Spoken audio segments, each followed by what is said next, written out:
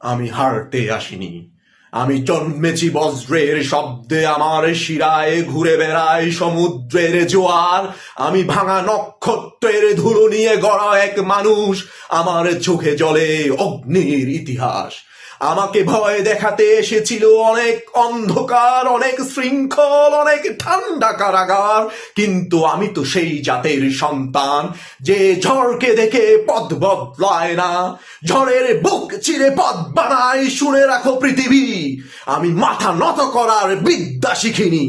আমার মেরুদণ্ড পাহাড়ের মতো সোজা, আমার কণ্ঠে বজ্রের গর্জন।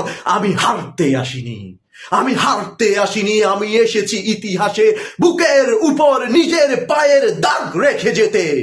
আমি এসেছি অন্ধকারের রাজত্ব ভাঙতে, আমি এসেছি শৃঙ্খলের লোহা গলাতে।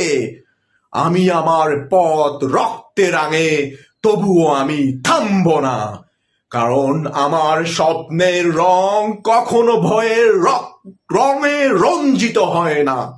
আমি সেই জাতের সন্তান যে মাটিতে পড়ে গেলেও মুঠু ভরে মাটি তোলে আবার দাঁড়ায়, যে হার মানে না মৃত্যুর কাছেও। আমার পূর্বপুরুষের রক্তে ছিল বিদ্রোহ, আমার ভবিষ্যৎ সন্তানের চোখেও থাকবে আগুন, কারণ আমরা নত জানু ইতিহাস নয়, আমরা বজ্রপাতের ইতিহাস।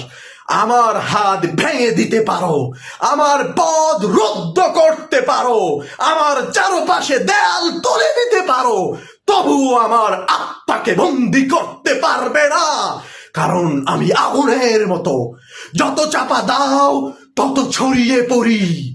আমি ঝড়ের সন্তান, আমি ঝড়ের সন্তান, আমি বজ্রের উত্তরাধিকারী, আমি অগ্নির শপথ নেওয়া এক মানুষ।